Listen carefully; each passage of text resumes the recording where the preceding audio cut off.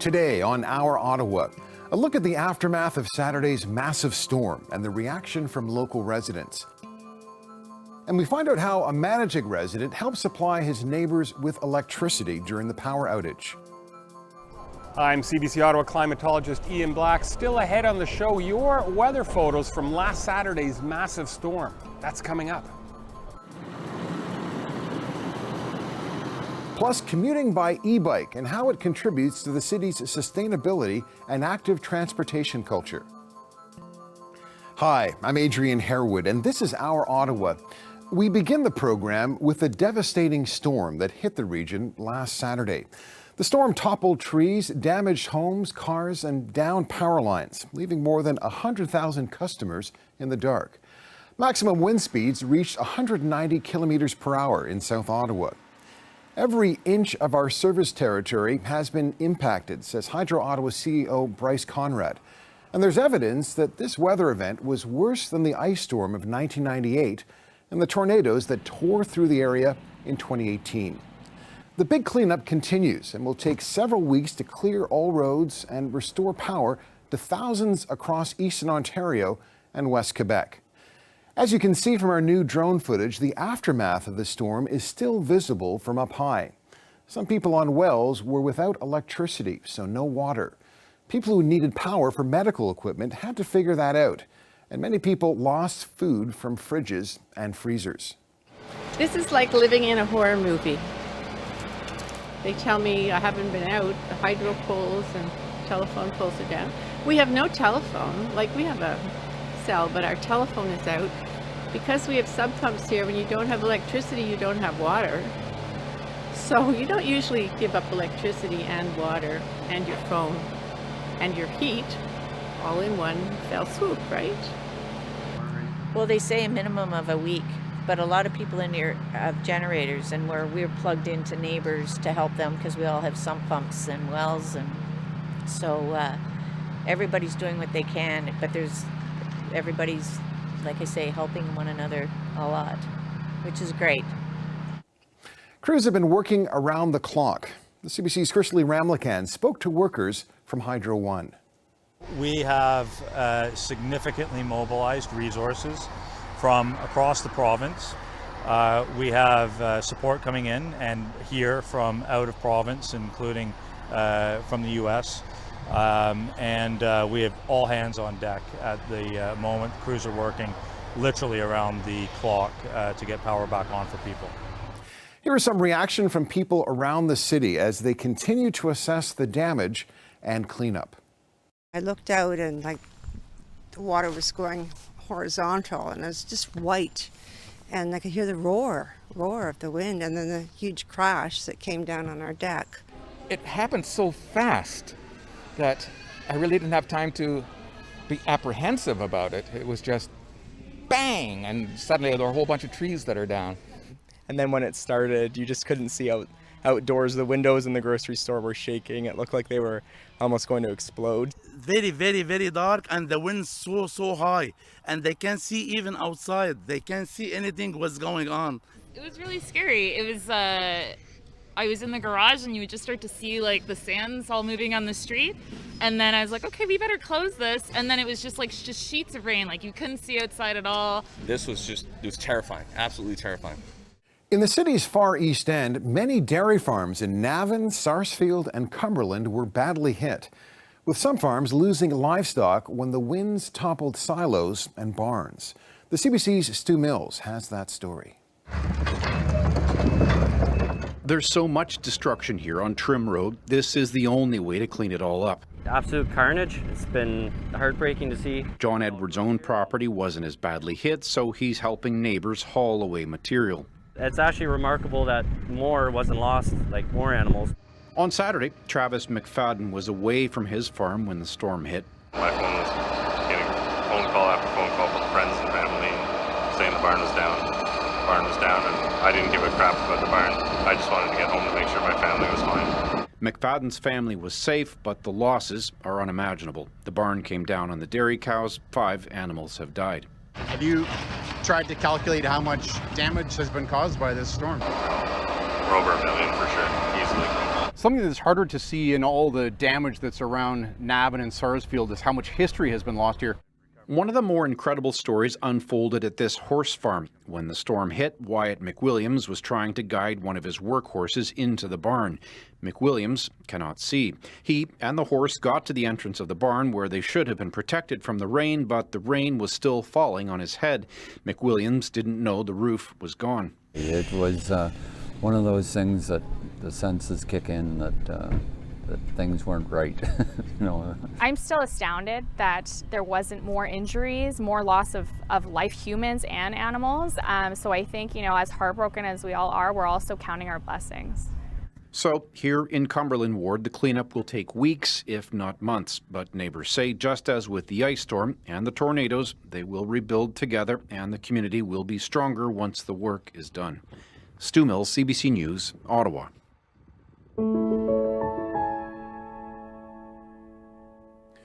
All over the region, there are stories of hardship, but also neighbours going out of their way to help others. When the power went out in Manotick, one resident still had a good supply, thanks to his solar panels and microgrid. Art Hunter has been powering all kinds of things for his neighbours. I spoke to him earlier this week, and here's part of our conversation. Art Hunter, thanks so much for joining us. I'm glad to be here. Art, the Manotick area, like many areas across the region, lost power, and yet you managed to keep the lights on. How did you do it, Art? I have what is known as a microgrid, which produces all its own power. I have solar on the roof, I have batteries in my basement, and I get all my heat from the ground. So and I also have 2 electric vehicles. So I'm totally fossil fuel free and energy independent. I do not need the grid to survive. So you've been on this for quite some time. How did you start? And what was the motivation? Well, I started doing the design and thinking about it about 7 years ago. I was motivated primarily by the environmental concerns. I wanted to get off fossil fuels and to get to the point where I've electrified everything. So my lifestyle would be all electric. And after 2 years of pondering and thinking of the options, I started installing components, started with the solar, of course, first. And over a period of about 1.5 years, I ended up putting in the entire system. And since then, I've been going for 5 years and sort of tweaking things around the edges and figuring out what I've got. And in layperson's terms, how does it all work? Can you kind of give us the Coles Notes version? You know, just summarizing how it operates? Okay, the solar arrays, as everyone knows, generates electricity. That electricity is provided into the house through your circuit breaker panel, such that it provides all the circuits in the house. If in fact there's more solar energy than you're consuming, that extra energy goes off and charges the battery.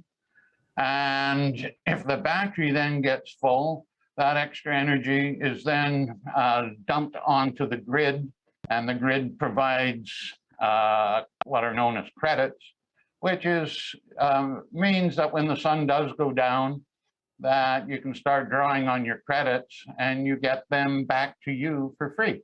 Mm-hmm. So that's it's sort of like using the grid as a battery itself.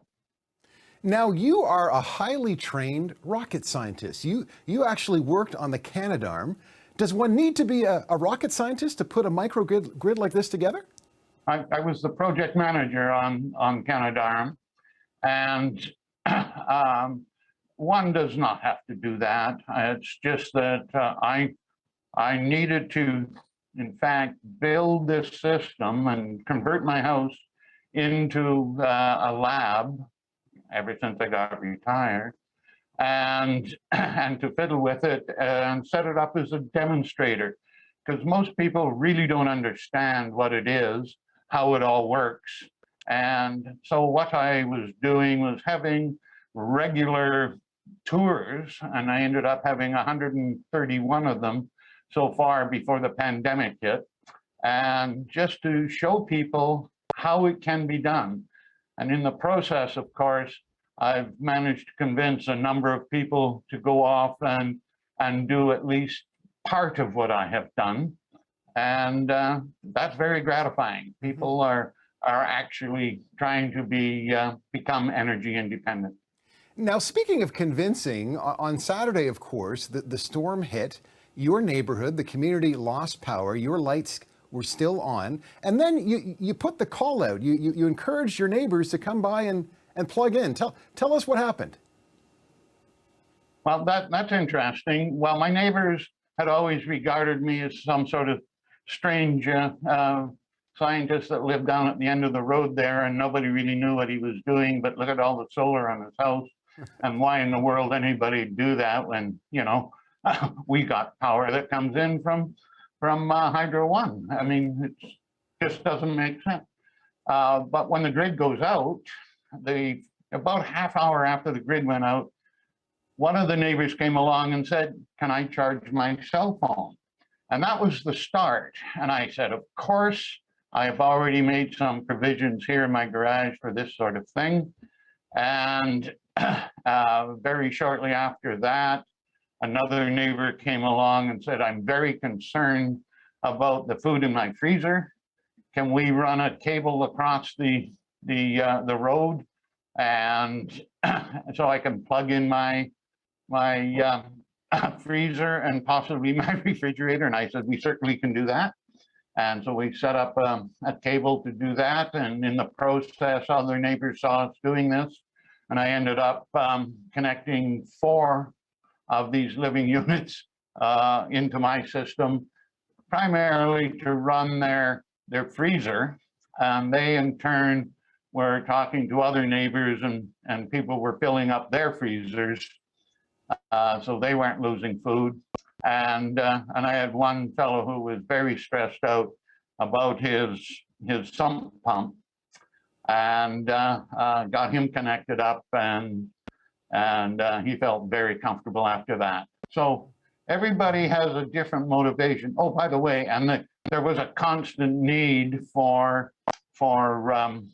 power to cell phones. I even had one woman come round and she brought a kettle full of water and plugged it in my garage, got it boiling, and took it home to make tea. Yeah. I had another neighbor come around and say, "I haven't had a shower for 2 days. Could I have a shower?" So, yep. See, Art, you become a very popular person in Manotick. You could probably run for mayor or city council or something by now. Well, I get 4 votes. Yes. What does it mean to you to be able to kind of help out in this emergency situation? Very satisfying. Come now, you know, the point is that I live in a neighborhood and I have no way of facing my neighbors by saying, "No, I'm not going to share this with you." When in fact, I know full well I have excess. I mean, really, this doesn't make sense. And if I can help people relieve their stress, I will do that. And I found it interesting as well that the feedback at the conclusion of this emergency, at least locally with my neighbors, that they're now starting to plan and prepare for the next one. And that to me is very satisfying, because there's going to be more. We know that. And the only thing that's open to debate is when and for how long. Do you think you're going to spark a bit of an energy independence revolution in Manotick? I hope so. I would really, really like that. Yes. Yeah. Any tips, Art, for the rest of us who maybe aren't as well prepared as you are? What should we be doing to prepare for the next emergency? Well, there you go. I plan to survive. I belong to the Canadian Association for the Club of Rome, and we wrote a document called Plan to Survive. That's about 4 years old now. And I'd be more than happy to share that with whoever wants it. Well, this has been quite, it's been quite the you know, the 4 or 5 days for you. Are you kind of being kept up at night all the time? Like, I would imagine with all these plugs, there must be a fair bit of noise in the house. Well, I mean, it's a power bar with 4 cables coming out of it. Doesn't make a whole bunch of noise. Okay. And the power is in fact coming from the batteries, and the batteries are very quiet. So it's not a noisy thing at all. In fact, there's no noise. Electrons flow and they don't make noise. Yeah. So, you know, it's I do get up. Oh well, we got our power back yesterday, so I've wound the whole thing down. Well, one thing I should mention was, because we are on a well, I transferred the powering of the well, which is normally on its own circuit, off the grid. I put it onto my system, so the units that were drawing water from that well at least had water, so they could flush toilets and get cold water for things. For those people who don't have access to that Club of Rome document that you were alluding to a little earlier, any tips for them? Any suggestions? Well, you know, you sit down and you say, what is it that you do when you want to plan to survive? I mean, there's 3 basic things. One is shelter. The other is, of course, energy. And the third one is food. And water is in there with food. So you have to address these 3 elements. And typically what happens in a disaster like happened last Saturday was we were not, as it were, directly hit. We were involved in the storm, but there wasn't any physical damage to our residents. What we did lose was power. The big urgency was energy. And so this is where most people were immediately interested in getting assistance. But in more dire circumstances, you got to think of those 3 elements. Well, Art, probably without knowing it, you've become one of the community builders of the year in our region. Congratulations, and thanks so much for joining us. All right, no problem. All right, take care. Bye-bye.